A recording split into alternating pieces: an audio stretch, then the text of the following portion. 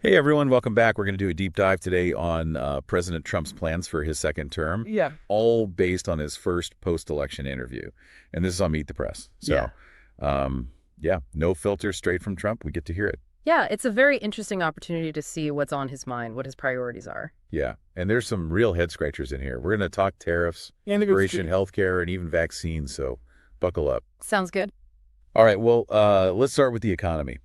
One of the first things he mentions is extending the Trump tax cuts in his first 100 days and claiming that, those tax cuts were the reason for the strong economy. Yeah. Probably remember those tax cuts were a big deal in his first term, mainly benefiting corporations and wealthier individuals. Yeah, and the debate over whether those tax cuts actually helped the economy or not never really ended. Extending them would just pour more gasoline on that fire. Right. Then he goes on about how much he loves tariffs. He calls them a beautiful word and says they're going to make the country rich, help pay off debt. He even insists that tariffs stopped wars and didn't cost Americans anything during his first term. Right. Well, tariffs are basically taxes on imported goods. They're meant to protect domestic industries from foreign competition. Remember when Trump put tariffs on things like washing machines and tires? You probably noticed that the prices went up. That's kind of the downside for consumers like you and me. Yeah, he tells a story about Whirlpool, the company that makes washing machines in Ohio. And he says that his tariffs on washing machines from South Korea and China saved thousands of jobs there. Well, the Whirlpool situation is actually a good example of how complicated tariffs can be. Yes, some jobs might have been saved there temporarily, but consumers end up paying more for the products. And other businesses that rely on imported parts can get hurt. It's like a balancing act with winners and losers on both sides. And keep in mind, some estimates say those tariffs actually cost Americans $80 billion. That doesn't really sound like didn't cost Americans anything. All right, well, let's move on to the minimum wage. It's been stuck at $7.25 an hour since 2009, and 19 states that voted for Trump still have that federal minimum. He's asked if he will raise it for those states. Well, the fact that the federal minimum wage hasn't increased in so long is a pretty big deal. It means those wages are buying less and less over time, leaving a lot of people struggling just to make ends meet. There's some pretty strong arguments for raising it to help those folks out, but then there are others who argue that it could actually hurt businesses and lead to job losses. It's a very complex issue with no easy answers. Yeah, he uses California as a bad example for raising the minimum wage. Huh. He claims that restaurants there are going out of business and people are leaving the state because of it. Well, California is an interesting case, but it's tough to put all the blame on the minimum wage. A lot of factors affect their economy. Sure, higher labor costs could strain some businesses, but other businesses might actually benefit because people have more money to spend. It's oversimplifying things to blame all of California's changes on just the minimum wage.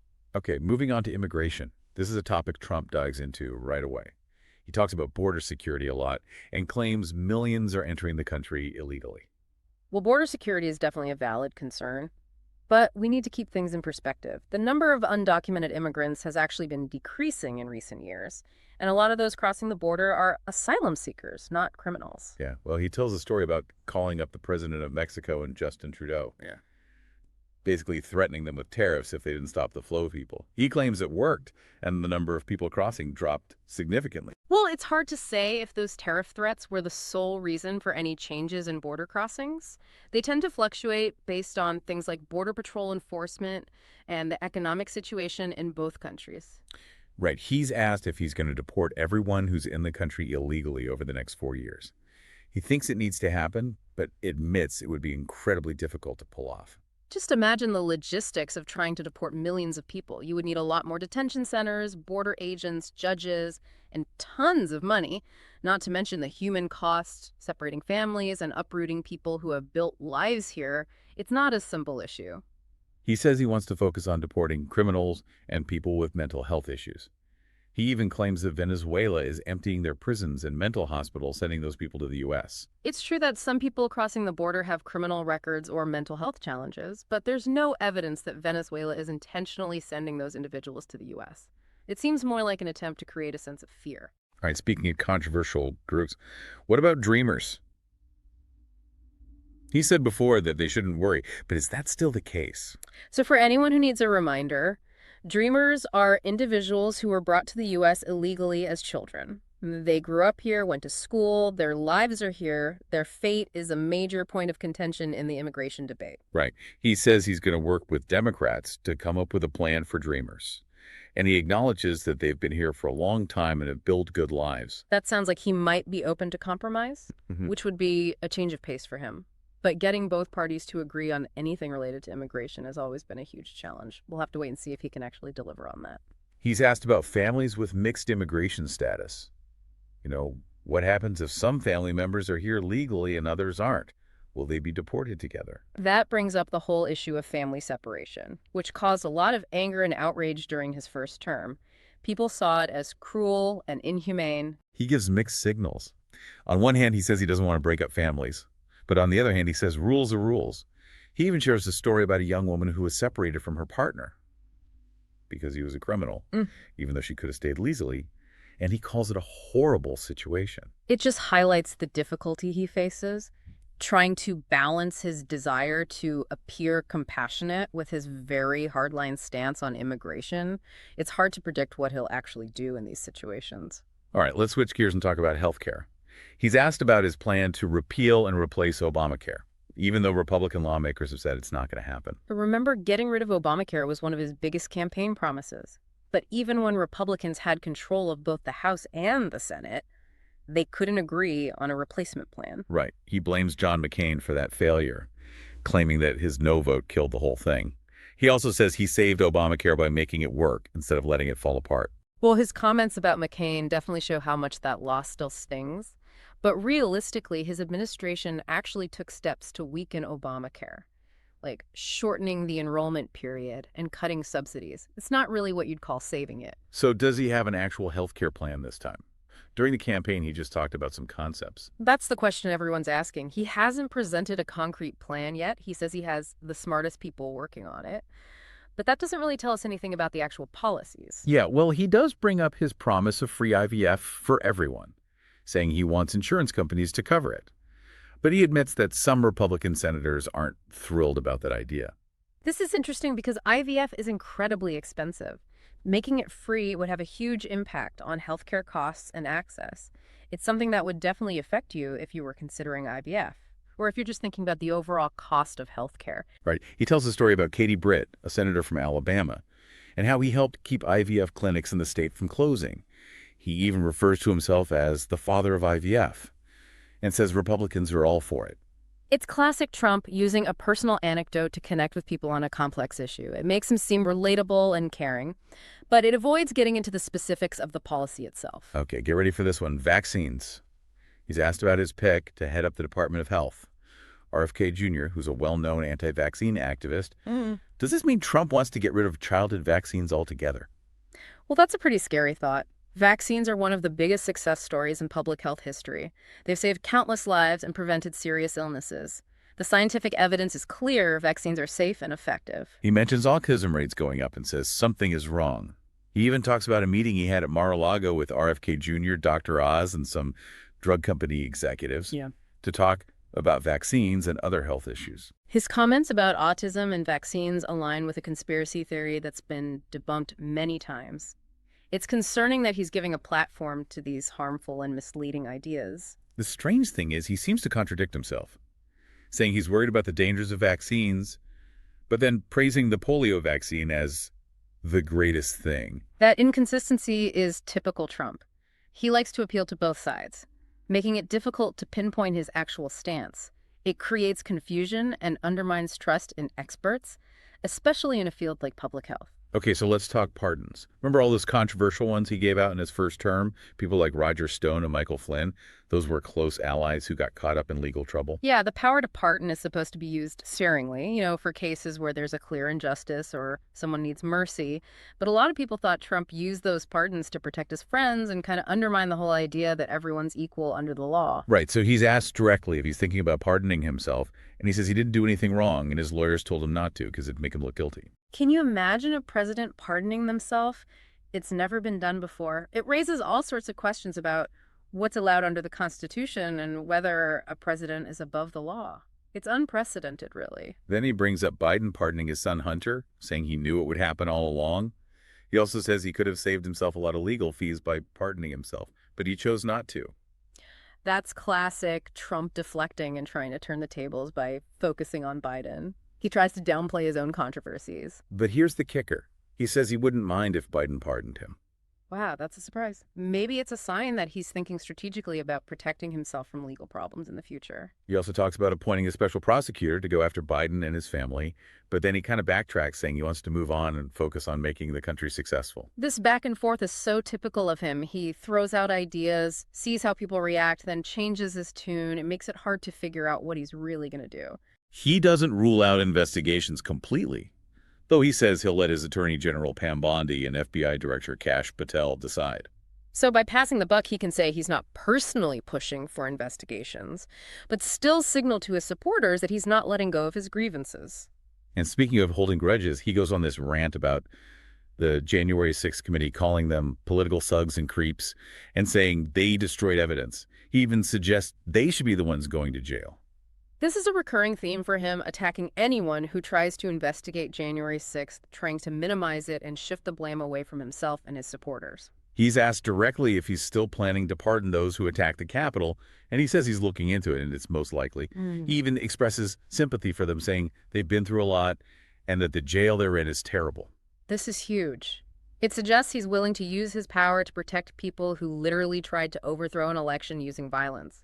It makes you wonder how much he really respects the rule of law and democracy. People point out that many involved in the Capitol attack actually admitted to crimes, including assaulting police officers, but he doesn't budge. He says he wants to look at each case individually. Think about that. He's talking about possibly pardoning people who have already confessed to breaking the law. It sends a dangerous message that violence is okay if you're on his side. Okay, let's switch gears again and talk about his cabinet picks. He defends choosing Pete Hegseth, even though there have been accusations of misconduct and heavy drinking against him.